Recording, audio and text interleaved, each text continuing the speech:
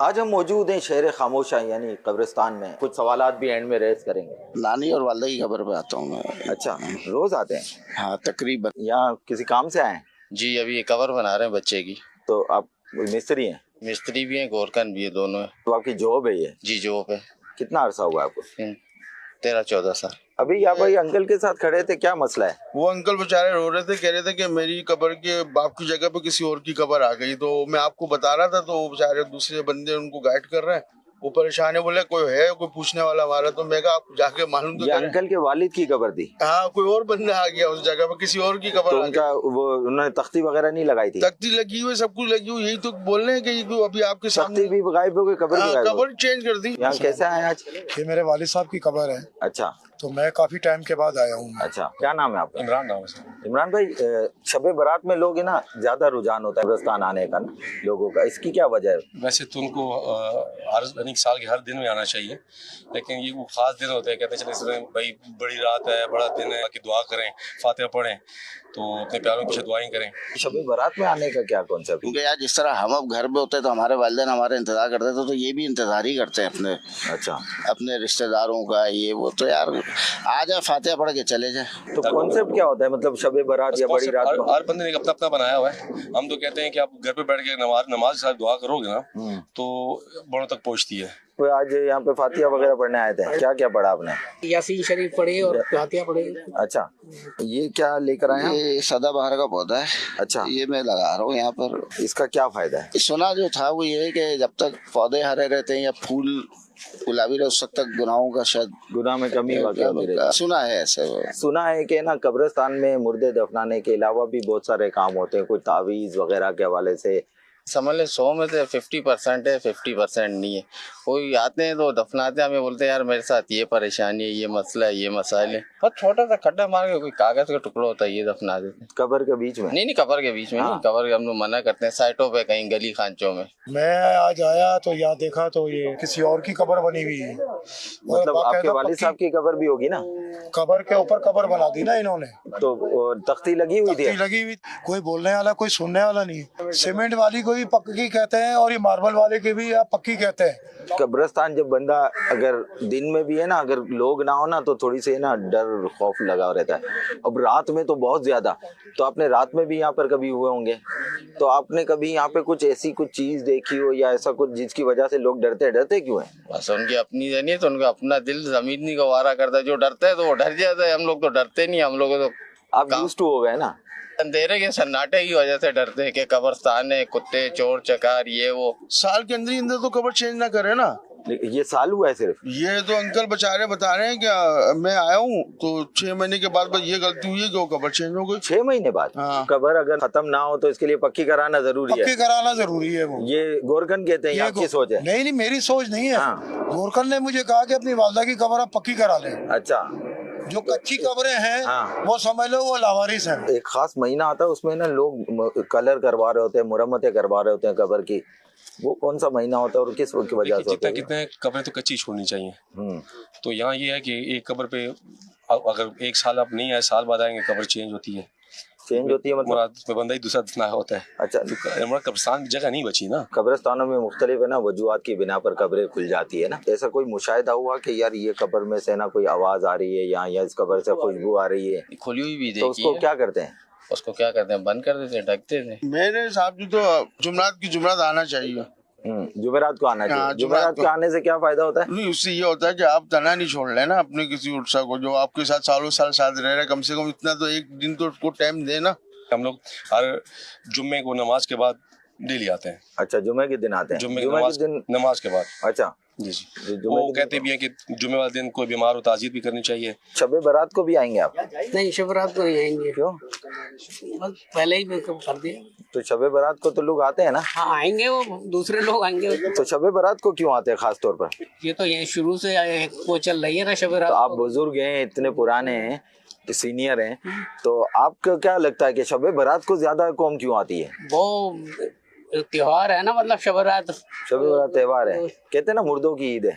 सुना है आपने? नहीं, मैंने नहीं सुना। अच्छा, तो मतलब त्योहार है इसलिए लोग ज्यादा नहीं वैसे इबादत की दिन है ना, जो इसलिए आते हैं ना इबादत करने। देखने और ख्याल करने, फातिहा वगैरह पढ़ने, इसाले सवाब करने, ये कहना चाह रहे हैं। जी जी। शेख, हमने कुछ लोगों से मुलाकात की और बातें सुनी, मसाइल हैं और इनका हल भी चाहिए।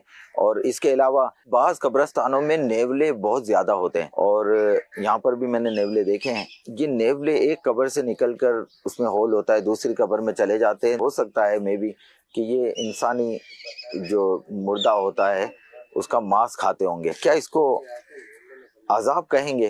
तो प्लीज शेख अब आप ही बताइए कि आखिर दुरुस्त क्या है। अल्लाह अल्लाह अल्लाह, तो इतने सारे इसमें तो सवालात हैं, याद रखना ही मुश्किल है। ये लिख कर बताते हैं ना, इस बार ये शायद लिस्ट भी नहीं बनाई लिखने की, लगता है।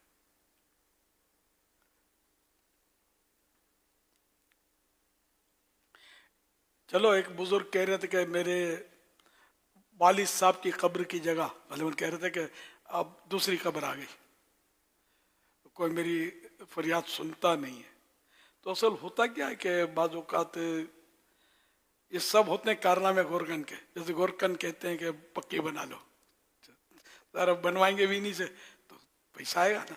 तो ये कि ये अगर आपने पक्की भी बना दी ना, तो कभी कभी चलते चलते ये जो फावड़ा होता है ना, इसके पिछला हिस्सा ठा करके मार देंगे।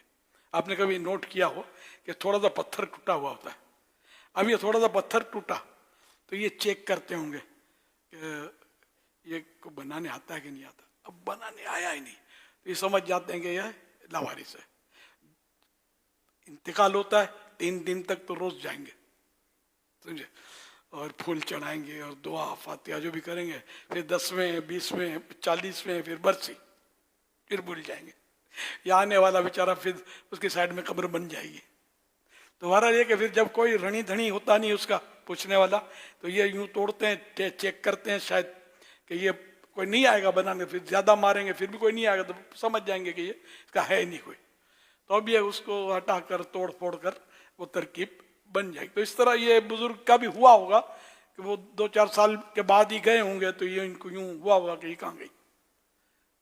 खैर ये तो सब फर्जी होता होगा, ये जो ये बता रहे हैं ना कि ये रियल नहीं होता होगा, कि सारे इनको ये बताना चाहिए कि रियल नहीं है, क्योंकि रियल हो नहीं सकता इस तरह कि एकदम अचानक इस तरह के लोग आ जाएं, सारा रियल मिक्स होगा। कुछ पहले तो समझाना पड़ता होगा, ट्रेनिंग होगी, कुछ बंदे।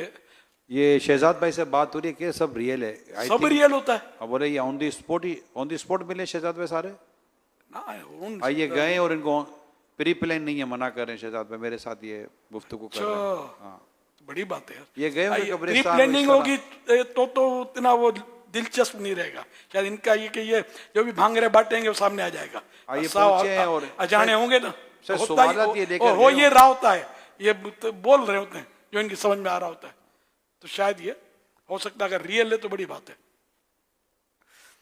लेकिन फिर भी इसके कुछ कटिंग सेटिंग वगैरह होती है, तो ये अलग है कि ऐसी बातें कर देते होंगे, अवाम है ना। हाँ, इन्होंने ऐसी जवाब दिए होंगे कि फिर ये हर जवाब हर गुफ्तगू ना, इनका सवाल हर जगह हर बात सवाल चलाने जैसा होगा ना जवाब चलाने जैसा होगा, स्क्रीन पर नहीं आ सकता हो। तो बहरहाल ये क्या, तो यूं मतलब ये कि कब्र की यानी कब्र को पक्की करना है, ऊपर से पक्की करना है तो जायज। अब ये कि मकसद क्या कि ये कब्र महफूज रहे, हम आ सकें कि भाई हमारे अम्मी अब्बू की ये कब्र है, इस पर इसाले सवाब करें, ये मकसद है तो ठीक है, मतलब अच्छी बात है।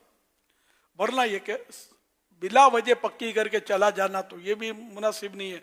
ये पक्की का नुकसान ही एक तो ये सीधा सीधा है कि उस पर खुद रहो घास नहीं उगेगी, चारों तरफ से पैक कर देंगे तो उस पर घास नहीं उगेगी।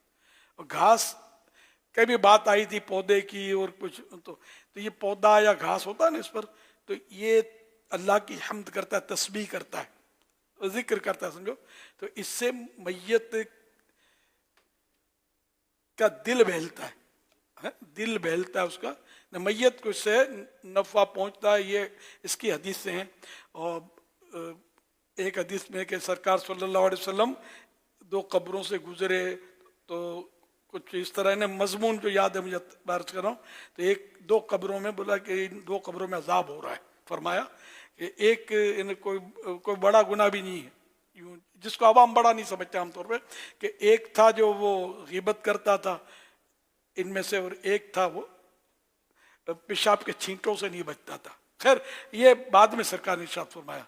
हाँ, वो शाख मंगवाई, तर शाख, तो तर शाख लाई गई, 2 पीस किए उसके और एक एक कब्र पर गाड़ दिया। फिर बताया कि दोनों कब्रों में अजाब हो रहा है, अजाब हो रहा था। और इस तरह अब मैं पूरा मजमून तो जहन से निकल गया है।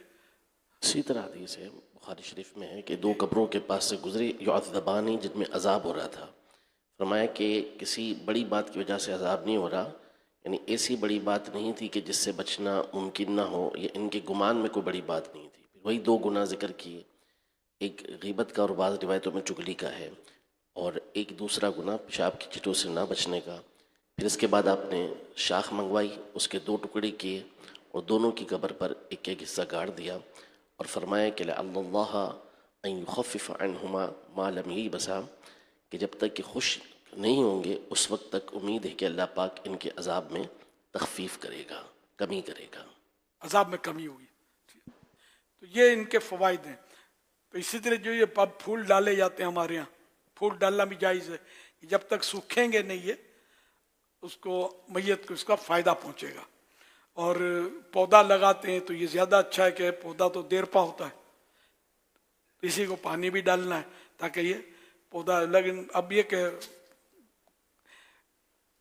आखिरकार ये सब चले जाते हैं, पौधे भी चला जाता है, पौधा लगाने वाला भी चला जाता है। वो अल्लाह की रहमत से ही मतलब बचत है, अल्लाह पाक रहमत फरमाए। और इसमें बातें भी कुछ थी। नेवला, नेवला ये तो सांप का दुश्मन माना जाता है, सांप को भी मार देता है, तो खतरनाक होता है। तो ये कब्रों में आना जाना, इसका एक मुर्दा खाता है ना। मुर्दा खाने का तो मालूम नहीं है, लेकिन ये वाकई बहुत मशहूर है और मारूफ और देखी वाली बात है कि कब्रिस्तान में ये होते हैं, सुराख कर देते कब्र के अंदर। इस पर ये पूछ रहे थे कि क्या ये कोई अजाब है। अच्छा, नेवला ये बिल में रहता है अपना, ये बिल बनाता है। ये कब्रिस्तान तो ये वीराना पसंद करते होंगे, कोई वहशी है ना, वहशी जानवर लोगों में नहीं रह सकते, जंगली जानवर ये अपने वीरानों में रहते हैं। तो ये कब्रिस्तान भी वीराना ही होता है। अब ये कि इसको हम अपने तौर पर अजाब कह नहीं सकते। और ये अगर बिलफर्ज लाश खाता भी है, बिलफर्ज मुझे पता नहीं इसका, खाता भी है, तो ये खाना भी अजाब नहीं कहलाता। तो कीड़े, हर एक में कीड़े तो पड़ जाते हैं, इल्ला माशाअल्लाह जिनको अल्लाह महफूज रखे। अब उसमें भी सूरतें हैं, इसमें भी हर सूरत बताता नहीं मैं, लेकिन ये कि जैसे हुफ़ाज़ हैं, अमल करते हूँ, हाफिज, जवान, इबादत गुजार, दुरूद शरीफ कसरत से पढ़ने वाला, इस तरह की मतलब ये कि इनकी लाशों को कब्र नहीं खाती। तो जनरली आम लोगों को कीड़े पड़ जाते हैं।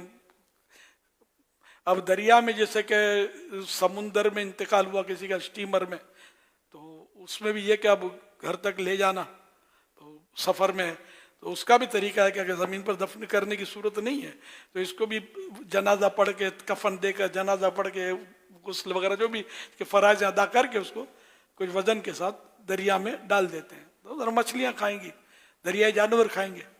अब वो फिर वो किस्म है अगर जिनका जिस्म सलामत अल्लाह ने रखना है तो वो रहेगा, वरना ही तो ये मछलियाँ खाएंगी, कीड़े खाएंगे, तो इसको हम कहें कि ये अजाब है, तकलीफ है, तो ये जमेगा नहीं। तो अगर नेवला बिल फर्ज खाता है तो इसको हम हर सूरत में अजाब नहीं कह सकते, क्योंकि तो जाहिर नजर आ रहा ना ये जानवर, तो ये खुराक है।